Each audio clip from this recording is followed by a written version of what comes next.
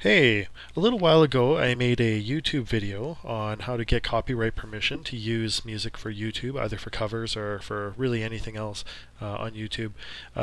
It's my most successful video, but I keep getting a lot of questions on it, and I notice a lot of the questions are the same types of questions. So what I'm going to do is, or what I've decided to do is to make a video where I'm going to discuss a lot of the answers to these common questions. So I've come up with 10 or 11 common questions that I get, and hopefully this will help to help people along in the process of getting this. So I've written them down here. So the first one is, how does YouTube know that I have permission? Well, the first thing is that when you have the upload process, there's usually, I believe there's a place for you to actually say that you actually own the rights to it. But even if there isn't, and if it's changed in some way, then what you can do is you just post your stuff normally, and then if a copyright holder sends a complaint or YouTube sends a copyright warning, what you can do is dispute that warning and say, hey, look, I have permission to use this. What I would suggest, though, is to keep your correspondence with the copyright holder or the publishing company or whoever it is to prove that you actually have it. Don't delete those emails or anything like that, because that's your proof that you actually have permission. So don't get rid of that stuff. Other than that, your video might be down for a day or two or something like that. If someone does file a DMCA warning, or saying basically that you're using their materials, it could go up to 30 days to dispute it. I've had one of my videos be falsely DMCA'd, and it went for 30 days before the person decided not to carry out the go to the disputing process. But anyways, yeah, that's how that goes. Okay. Second question is, can you help me find this information? Unfortunately, I can't. The reason why is because there's just so many people that want this, and it just takes so long for me to do this. Like, if you were willing to, I guess I could maybe make a business out of it or something like that, but I can't just do it just because I wouldn't have enough time to do everything if I wanted to help everybody that I wanted to. The third question is, do I need to contact the actual artist? So a lot of people that say, like, do I have to really contact Green Day or something like that? And I'm like, no, you don't have to contact the artist. In fact, that's what the publishing or distribution companies are for. They handle the copyright stuff, so you don't actually have to contact the artist directly. And realistically, contacting the artist directly is almost impossible. Otherwise, every one of their fans would contact them all the time, and they'd just be swamped, and they wouldn't be able to handle anything. So no, you don't have to contact the artist directly. Now, in some cases, you do, if they are independent artists like Transit or Kina Grannis or people like that. They don't have publishing companies to help them because they're just promoting themselves. So in that case, you do actually have to contact the artists themselves. Usually, though, those guys are pretty good about getting back to you. I've contacted both of the examples, both Kina Grannis and Transit before, and both of them have responded. Well, Transit within the same day, Kina Grannis within 30 days. So they're usually pretty good because they want their music to be out there as well. All right. Can I do this after the fact? And what I mean by that is someone's already uploaded a video with using the music. They realize that they're using it illegally, or they've got a copyright warning, and then they want to go and get copyright permission to do that afterwards. Yeah, you absolutely can. It's better if you don't do that. It's better if you do the copyright stuff first. But if you did it inadvertently or whatever, it's fine just to say, you know what, like, hey, I would like to get copyright permission now. And if you do get copyright permission, then you can again say that you do with YouTube and dispute any copyright claim. However, you might not be able to fight off a strike in that way. So if you get a strike against your account for having copyrighted material on there, getting copyright permission after the fact probably wouldn't help you, because that strike is basically saying that you did something illegal, and at the time you were doing something illegal. Okay, what about other media? So music from games and videos. Those two are actually a little bit different. Music from games is really just music, so you have to find the owner of that music. It's just more difficult to find the owner of the music. What I'd suggest is contacting the game developer or the game publisher and seeing if they could give you information on that, or if they're they're likely to be actually the copyright holder of it anyways. I'll warn you though that video game publishers are really bad for giving copyright permission. They almost never do. Some of them, like Firaxis and it's evading me right now, Activision, those guys, and formerly Bullfrog Studios. I forget who, what their or Lionshead Studios. Those guys are actually pretty good for contacting, but most of the other ones like EA or BioWare or those guys are almost never going to give you copyright permission. But it's worth asking. You never know. Maybe they will. As for videos, so if you want to post your episode of Family Guy or a clip from something like that, or from Big Bang Theory or whatever it is that you're watching, again, it's the same process. You have to contact the owner, but that owner is likely to be a studio, so you're going to have to find out who the owner is. Again, you won't be able to use the ASCAP video website or the Harry Fox site or BMI or any of those, because those are specifically dealing with music. So you'd have to contact the studio that actually made that and owns that video. Again, it's unlikely that they're going to let you use it, but you never know. It never hurts to ask. Alright, what if there is more than one publisher? So sometimes when you do searching, you'll come up with like 4 or 5 publishers. And from what I understand, is that this is because there's some publishers that handle things in different regions around the world or handle different areas of licensing.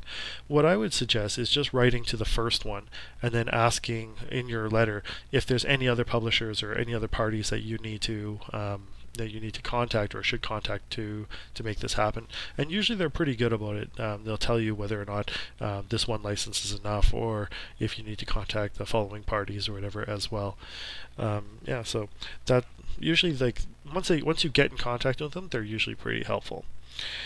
Is monetizing for profit? Okay, so basically what this question is if I make ad revenue from Google, so if I'm a Google partner, I make ad revenue, does that count as for profit? Well, yes, it does. What counting for profit it means is that you make money from this video in some way. Okay, so if you have a sponsor or a paid product placement, or you get ad revenue from it, or someone paid you to make the video or whatever, you've gotten money for making that video, and the company's going to want to know that. Basically, if you're doing stuff for free, usually in a small scale, as far as I know in my experience, they don't really care that much.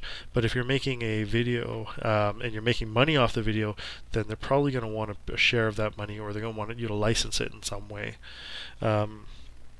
Okay, what if it's just background music? Well, background music, it doesn't really matter if it's background or whatever. Even if it just happens to be there, then you still have to get the licensing for it.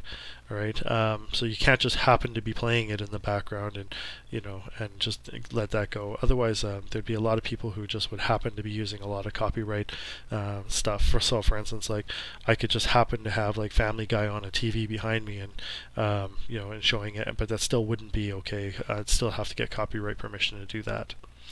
All right. Let's see, what if I change the music in some way? So a lot of people ask, like, well, what if it's an a cappella version, or what if it's just I don't even have any lyrics, I'm just playing the music without the lyrics, or I just sing the song without the harmony, or whatever it is. As long as the song is recognizable, I would suggest you still get copyright permission. And it's really kind of important to do this. Like, there's a lot of lawsuits that go around. Like recently, Joe Satriani and Coldplay were in a lawsuit, which I believe was settled, or Joe Satriani may have dropped the lawsuit. But it was over 2 of their songs, I believe "If I Could Fly" and "Living La Vida Vida," and they're just like, they sound quite different, but the main riff is actually quite the same. You can tell that one is actually kind of ripped off from the other, or at least inspired from the other. And so that erupted into a pretty big legal battle. And so it doesn't matter if you change the song in some way. So if you even just whistle the tune, whatever, that still counts as copyright. What I would suggest, like for instance, I recently watched G.I. Joe, the new one that came out, and at the very end they even credit for "He's a Jolly Good Fellow" because one of the guys is whispering or whistling it in the movie. so even whistling it, I believe, would count as a copyright infringement.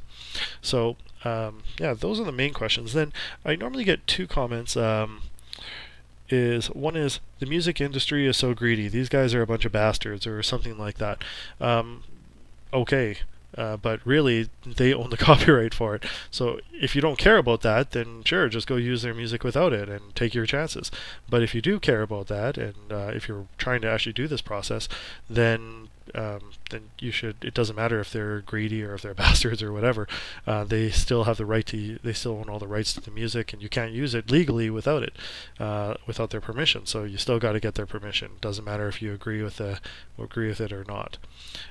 So I feel for you in a lot of respects, because I think the music industry could do better, especially if they're trying to prosecute a lot of people for piracy. They should make the process for getting permission easier, which they don't seem to be willing to do. But unfortunately, that's just the way it is right now. Maybe we can lobby the music industry to make it better. Okay, and the last one I get is I tried to contact them and they didn't respond. Well, unfortunately, there's no real benefit. There's no real benefit for them to respond to you, especially if they're not making any money from it. In fact, it actually costs them money to give you free permission, because they have to get someone to actually read your email, consider your request, and then actually write back to you. And they're paying that guy, and really that guy's doing work to give you permission, but he's not getting anything. Their company doesn't get anything back for it. So it's really just like them being nice when they do give you permission, or they do respond to you, and most of the time they do respond. But really, they're not. It's not really to their benefit to respond to you in any case. So if they're not responding to you, then what I would suggest is just be persistent.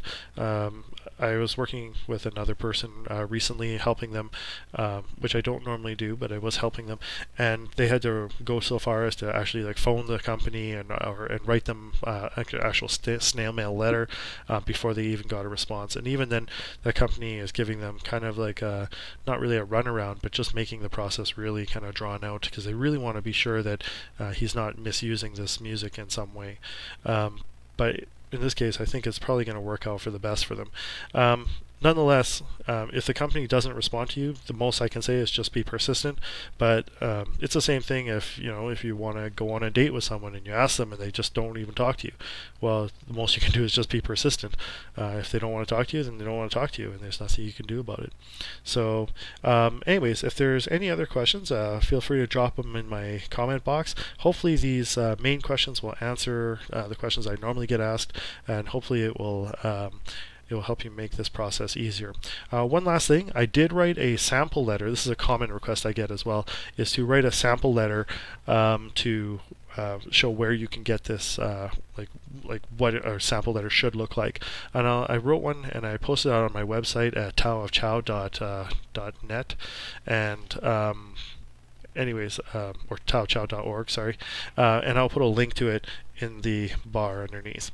Alright, so you can download that, use it for free, use it at your own risk. I'm not a lawyer, it's not a legal document, but if you want to use it, fill in the blanks. I left a whole bunch of blanks for you to fill in, and if that helps you, then have at her. Right, anyways, hopefully that helps you, and have a great day.